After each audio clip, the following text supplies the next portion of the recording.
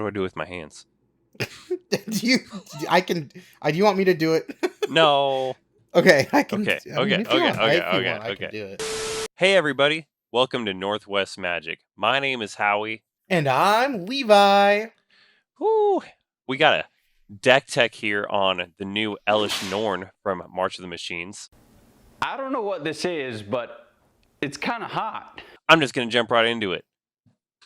Love jumping right into it. All right, it's a 4-mana legendary creature, Phyrexian Praetor. She is a 3/5 with Vigilance. Whenever a source an opponent controls deals damage to you or a permanent you control, that source's controller loses 2 life unless they pay 1. Love taxing people. The other bit is 3 mana, sacrifice 3 other creatures to exile Elesh Norn, then return it to the battlefield transformed under its owner's control only as a sorcery. The backside is the Argent Etchings. Chapter 1 it says incubate 2 5 times, then transform all incubator tokens you control. Basically, it means you get 5 2/2 artifact Phyrexian creature tokens. Chapter 2 creatures you control get +1/+1 and gain double strike until end of turn. And Chapter 3 destroy all other permanents except for artifacts, lands, and Phyrexians. Exile the Argent Etchings and then return it to the battlefield front face up. Busted. What you think, Levi? Busted. I like it a lot. I mean, a big piece of it is what a lot of people have been saying is as soon as you flip them over, and then you get the double strike and +1/+1, you're getting like a ridiculous amount of damage and a ridiculous amount. Yeah, at its very base, assuming you still have the incubate tokens that you transformed from Chapter 1, that's 30 damage. It's very So you'll based. Right, 5 3/3s with double strike. Yeah, it's really good. As opposed to the cringe, never mind. We got 35 lands. Super important to always have 35 lands if your name's Howie. All right. So we got a lot of ramp here. We got 15 ramp. I put a lot in here, right? Oh my so we gosh. got we got a lot of 2-mana ones, Arcane Holy Signet, crap. Felwar Stone, Liquid Metal Torque. I really like this one because it can add a mana, it's ramp, or you can turn a target non-land permanent into an artifact until end of turn. So if you need to, you can turn a non-artifact or non-Phyrexian into an artifact so it survives your board wipe on the 3rd chapter. Because it saves artifacts. It's important. Yeah, sure does. Yeah, I like that little interaction a lot. We got Soul Ring, we got Pearl Medallion to make all our white spells cost 1 less to cast. We got a little bit of a proliferation in this deck a little later, but that's why we got some more ramp that is also Infect with Mirror Convert and Plague Mirror. A few other ones, not going to talk too much about them. One I wanted to mention is Coveted Jewel. It is 6 mana, but when it enters, you draw 3 cards, and it taps to add 3 mana of any one color. Your opponents can take it, whatever. Just don't let them take it. Problem solved. We don't got a lot of card draw. in case you don't want that to happen, just don't let it happen. Yeah, just if you don't give them permission, they can't do it. Anyway, we got some mono white card draw. Mono white. So this was the worst part about building the deck for me. This is my first mono white deck, right? We got one of the best draw spells of all time, Esper Sentinel. It's awesome. You know, it's another taxing thing. Whenever opponent casts their first non-creature spell each turn, draw a card unless that player plays X, where X is Esper Sentinel's power. It's an artifact creature, so it will survive the board wipe later, and in one turn around the table, it could draw up to, 12 cards if everyone casts stuff all the time. For 1 mana, pretty good, awesome. Skull Clamp, equipped creature gets +1/-1. We don't got a lot of 1 toughness things in here, but it still can draw some cards. A lot of the other things make tokens or just draw us 1 or 2 cards here and there. Because mono white doesn't have a lot of card draw, I did include a few hate pieces in here to kind of slow everyone else down because I can't speed up. That's what white does. That's what white does. We got Draenith Magistrate. It's going to shut down hopefully all our opponent's strategies, if we play this on turn 2, your opponents can't cast spells from anywhere other than their hands. We got Aven Mind Sensor to stop them from digging deep into their library. Phyrexian Sensor, which each player can't cast more than one non-Phyrexian spell each turn. A fair amount of our stuff is Phyrexian spells, so that works good. It also lets... I'm sorry, I always say lets. It always makes our... Oh, God. What are we talking about? The Phyrexian Sensor? Yeah, non-Phyrexian creatures enter the battlefield tapped. My bad. Authority of the Consuls does the same thing, makes our opponent's stuff enter tapped. I like Release Memory in here because it's an instant speed exile target opponent's graveyard. For each creature card exiled this way, create a 1/1 colorless spirit creature token. You can use those tokens to flip Elesh Norn over, or right before the chapter 2 goes off to just give them all +1/+1 and double strike and try to close out the game. We have a few more cards that do similar things under the token category. We got Call the Coppercoats, Secure the Waste, and Grand Crescendo. Those will all make a lot of tokens that we can go real wide with and give them all +1/+1 and double strike. We got the token staples Mondrak, Glory Dominus, and Anointed Procession to double up on tokens. We got Essence of Orthodoxy to give us more incubate tokens whenever a Phyrexian enters the battlefield. We got all the splicers. We got Blade Splicer, Darksteel Splicer, Master Splicer, and Sensor Splicer. These all make a 3/3 colorless artifact Phyrexian Golem creature token when they enter, and they all give golems an extra keyword, whether it's First Strike, Indestructible, +1/+1, or Vigilance. You kind of remind me of Darksteel Splicer a little bit when I look at him. I don't know. You just remind me of him. Yeah. You saying you get that a lot? No, but I could see it.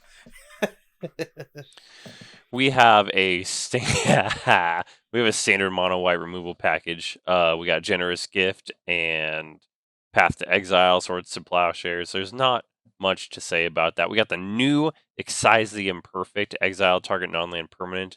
Its controller incubates X, where X is its mana value. Our opponents aren't going to care about the incubation tokens, so it's really a 3-mana exile target non-land permanent, and I'll pay 3 mana to get rid of Heuristic Study or anything I want. Possible new white staple? Yeah. Question mark? Yeah, I would say so. I'd say it's honestly one of the best cards from March of the Machine. Like, easy, in my opinion. I like the 3 mana threshold when it's super flexible like this. Like, we all play Chaos Warp, we play Generous Gift, Beast Within, and it feels like those, but maybe even better because it exiles the card or the permanent. Yeah, I feel like it's kind of at a more fair point, I would say. We do have a little bit of a proliferate package in here, considering the incubate tokens do come in with +1/+1 counters. Glistening Sphere, it's part of our ramp package, but when it enters the battlefield, you proliferate. Norn's Choirmaster, whenever a commander you control enters the battlefield or attacks, proliferate. Something to point out there is that if you do get to the 3rd chapter, when Elesh Norn flips back, she is technically entering the battlefield again, so it'll trigger Norn's Choirmaster. We got Staff of Completion, Throne of Geth, Filigree Victor. I put it in here. It's another new card. When it enters the battlefield, you put a +1/+1 counter on each of any number of target creatures and a charge counter of each of any number of target artifacts. We do have, I want to say, just 2 cards in here with charge counters. They're in our ramp package, Everflowing Chalice and Astral Cornucopia. They just, give us more mana. We're super creature based. We need to be getting in with damage. That's how we win. And so we got some protection in here. We got Grand Abolisher and Mural, Shield of Argive, to make sure that our opponents can't cast spells during our turn. We have rude. No, super important, especially because the saga is super telegraphed. Everyone's going to know what we're doing. If we can make it so they can't do anything, it's going to work out in our favor. We do have 4 cards that basically give us protection from everything. We got Flawless Maneuver, and your Temple is under attack, and Grand Crescendo to all give our creatures indestructible. Chroma's Will doesn't give indestructible, but it gives protection from all colors until end of turn. Yeah. So really, you just want to go wide, flip Elesh Norn over, and get to that second chapter and just swing. And that's really all the deck wants to do, but that's all it needs to do. It's simple, but it's not like mono white weenies, which I'm not a huge fan of. I like I like this style quite a Yeah. bit. Yeah, It's you I got like it. you almost got like a mini quest, like a side quest to get Elesh Norn onto the other side. It's a main quest, let's be honest. Yeah, yeah. You're right. What the heck? Yeah. Main So, quest. I like Secret Rendezvous a lot. People be sleeping on this card, but I like it. yeah, I hate it, but it's mono white card draw. uh, Okay. So 3 cards that I think are maybe the most important cards in this deck. Chroma's Will. Like I said, it's gonna give protection from all colors, which means your stuff is unblockable, basically, unless they have colorless creatures. You get Lifelink, Indestructible, Double Strike, Flying, and Vigilance. They get keyword soup, and when you're going that wide, that's gonna matter a lot. that's just disgusting. It truly is. Yeah. I put Mirror Entity in here. It is a changeling, so it is a Phyrexian. Its ability is X. Until end of turn, creatures you control have base power and toughness X, X, and gain all creature types. I feel like So, if I asked you what card reminded you of me, you'd tell me this card because of him. oh, Because of yeah. what he looks like. And I then just in the feel like you'd reflection be like on its little stomach, that's me. Yeah, it works out. But listen. The incubate tokens are 0/0s with +1/+1 counters.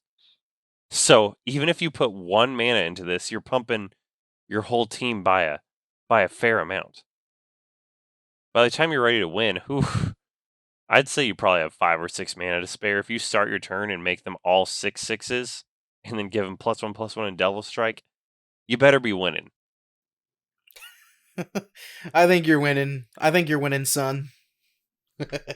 Honestly, Mirror Entity, Howie certified card, maybe the best card in the deck. I'll go on record saying it. Oh, you got it. You I got love it. You're on record. I love it on record. Anyway, the I last actually card. think so too. It's kind of busted. This is a really good card. It's pretty good. I like it. I like it a lot in a lot of decks, honestly. The last card I want to talk about is Sarah's Emissary. It's 4 white, white, white for a 7/7 flying angel. When it enters the battlefield, choose a card type. You and creatures you control have protection from the chosen card type. So you pick creature. You always pick creature, and your creatures become unblockable, and they can get in and win you the game. And other people's creatures can't hurt you. That's where I was going to go with that, because you can feel comfortable swinging all in because they can't hurt you. At least the creatures can't. Two minds think alike. Wow, you put all 3 of your best cards in Pomp. That's right. Pomp. That's right. That's really the whole deck. Just protect your strategy, flip Elesh Norn, go wide right before you get to that second chapter, and just swing in. See what happens. If they survive, just blow up the board, and you can get there even quicker than they might anticipate with a quick proliferate afterwards. Yeah, hit him with the quick proliferate.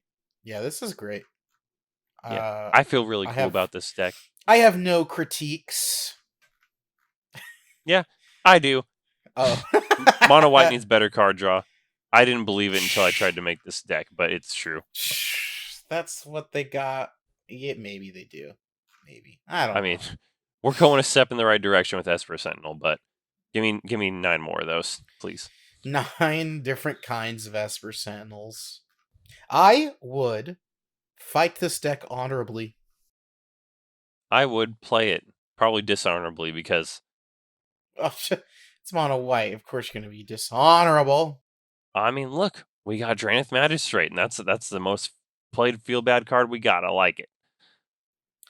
Cool. Well, if that's all you have, I got a dog barking at my door. You guys want to check out this deck? Check out the Moxfield link in the description below. Yep, if you guys want to hear a dog barking, click on the link. That's right. Thanks and see ya. Thanks and see ya. Bye. Can you hear the dog?